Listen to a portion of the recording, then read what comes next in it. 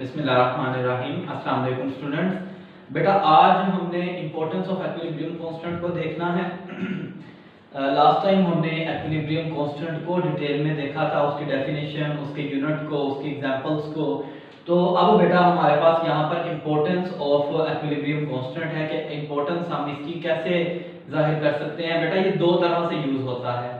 Importance of equilibrium constant से बेटा इसमें दो चीजें बताई गई हैं। एक तो ये बताया गया है कि हम इसकी मदद से ये देख सकते हैं कि हमारा रिएक्शन किस डायरेक्शन में चल रहा है, उसकी डायरेक्शन पता करवा सकते हैं, फॉरवर्ड है, रिवर्स है या एक्विलिब्रियम में है।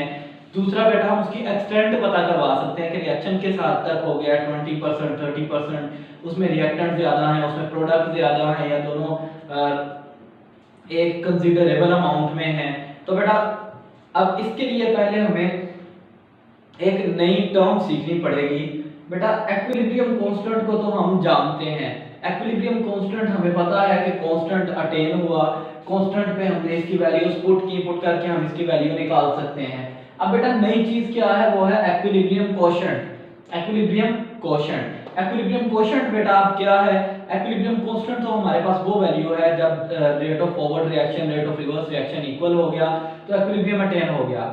अभी बेटा ये दोनों रेट इक्वल नहीं हुए, फॉरवर्ड रिएक्शन, रिवर्स रिएक्शन का रेट इक्वल नहीं हुआ, और किसी भी पॉइंट पर रिएक्शन में, बेशक वो स्टार्ट में, बेशक वो एंडिंग में, बेशक वो स्टार्ट के थोड़ी देर बाद, किसी भी पॉइंट पर नॉट इन एक्विलिब्रियम कांस्टेंट के टाइम, एक्विलिब्रियम के टाइम नहीं, केमिकल एक्विलिब्रियम के टाइम नहीं, उससे पहले या उसके बाद किसी भी टाइम पे अगर हम उसकी वैल्यूज निकालते हैं रिएक्शन की, उसमें देखते हैं कितने इसमें रिएक्टेंट्स हैं, उसमें देखते हैं कितने इसमें प्रोडक्ट्स हैं, उसको हम बेटा केसी के इस टर्म में पुट करते हैं, वैल्यू निकालते हैं, तो उसको बेटा हम केसी नहीं बोलते, उसको हम बोलते हैं कोशेंट, उसको हम बोलते हैं एक्विलिब्रियम कोशेंट, क्यूसी, उसको हम क्यूसी से बेटा बताते हैं। अब ये बेटा क्यूसी आगे बेसिकली यूज होता है, इसी की मदद से हम डायरेक्शन फाइंड कर सकते हैं। वो किस तरह से बेटा, कंपैरिजन होता है क्यूसी का और केसी का।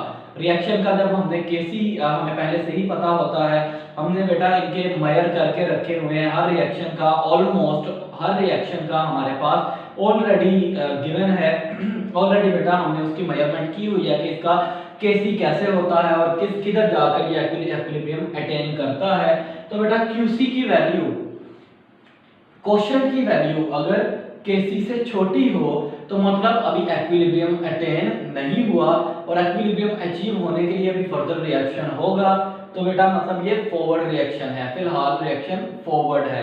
अगर हमारे पास क्यूसी की वैल्यू केसी से बड़ी है तो मतलब एक्विलिब्रियम के आगे जा चुके हैं और एक्विलिब्रियम अटेन करने के लिए रिवर्स रिएक्शन अभी होगा, यानी रिएक्शन की डायरेक्शन रिवर्स है।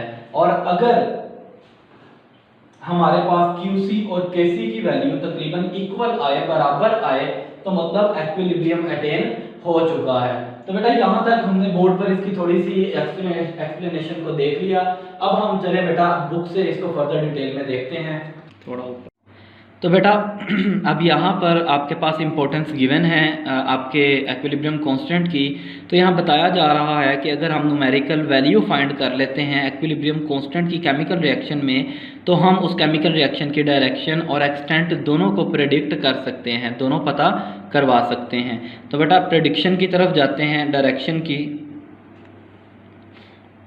यहाँ पर बेटा बताया जा रहा है डायरेक्शन ऑफ रिएक्शन किसी भी पर्टिकुलर मोमेंट पर प्रेडिक्ट की जा सकती है, उसके कंसंट्रेशन को इंसर्ट करके, उसके कंसंट्रेशन को पता करवाएं और उसको वैल्यू में पुट करें।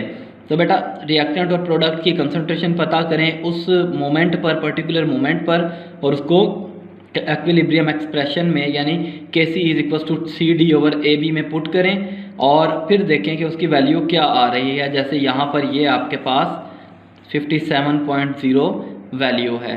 तो बेटा अब हम सैंपल्स निकालते हैं किसी भी रिएक्शन में, और उन सैंपल्स में से डिटरमिन करते हैं कि इसका H2I2, जैसा कि लेट्स से ये एग्जांपल है, इसमें H2I2 और HI, इसकी कितनी वैल्यू मौजूद है, इसकी कितनी क्वांटिटी मौजूद है और इसकी कितनी क्वांटिटी मौजूद है।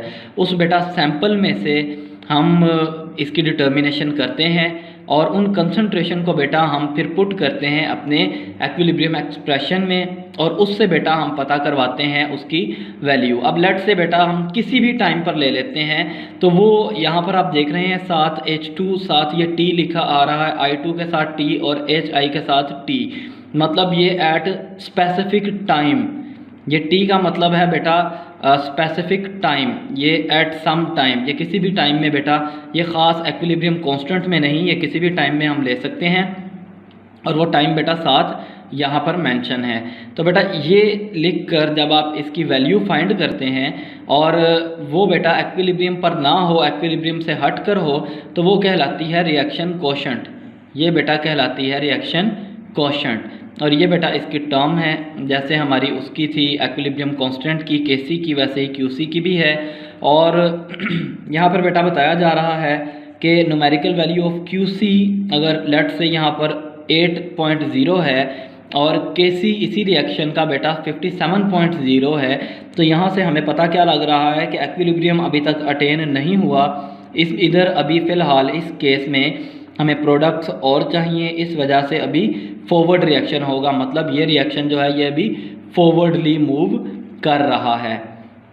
तो बेटा रिएक्शन कोशेंट जो है ये यूज़फुल है डायरेक्शन को प्रिडिक्ट करने के लिए। किसी भी रिएक्शन की Qc और Kc को कंपेयर करके हम इसकी वैल्यू को पता कर सकते हैं, जैसे मैंने आपको बोर्ड पर बताया। तो अब बेटा कुछ जनरल डायरेक्शंस देख लेते हैं जिनकी डायग्राम मैंने आपको बोर्ड पर भी दिखाई थी, वो यहाँ पर डायग्राम बेटा गिवन है, यहाँ पर से भी इसकी थोड़ी सी बेटा जनरल एक्सप्लेनेशन देख लेते हैं। अगर Qc जो है बेटा ये छोटा है Kc से, तो रिएक्शन बेटा लेफ़्ट टू राइट जाएगा, फॉरवर्ड रिएक्शन होगा और एक्विलिब्रियम फिर बाद में अटेन होगा। फॉरवर्ड रिएक्शन करेंगे एक्विलिब्रियम अटेन करने के लिए। अगर बेटा Qc बड़ा है Kc से, तो राइट टू लेफ़्ट रिएक्शन होगा, रिवर्स रिएक्शन होगा और फिर केमिकल एक्विलिब्रियम अटेन होगा रिवर्स रिएक्शन में, रिवर्स रिएक्शन के बाद। और अगर बेटा आपके पास Qc इक्वल है Kc के, फॉरवर्ड और रिवर्स रिएक्शन सेम रेट पर हैं, तो आपके पास एक्विलिब्रियम अटेन हो चुका है। यहाँ पर आप देख सकते हैं दोनों का सेम रेट है। यहाँ पर आप देख सकते हैं एरो हेड Kc की तरफ था, यहाँ पर आप देख सकते हैं एरो हेड Qc की तरफ था, रिवर्स रिएक्शन था। यहाँ पर एरो हेड बेटा दोनों तरफ है, इधर भी एरो हेड है, इधर भी, मतलब यहाँ पर बेटा एक्विलिब्रियम अटेन हो चुका है और यहाँ पर ऑलरेडी इनका रेट दोनों का सेम है। तो बेटा होपफुली आपको इसकी अंडरस्टैंडिंग हो गई होगी। अपना बेटा घर पर रेगुलर काम रोज़ करें। अगर इसमें कोई इशू है तो बेटा आप अपना फीडबैक दें, आप इसमें अपने क्वेश्चंस पूछें। कोई भी क्वेश्चन अगर आपके माइंड में आता है तो उसको ज़रूर शेयर करें और बेटा रेगुलर काम ज़रूर करें। Thank you.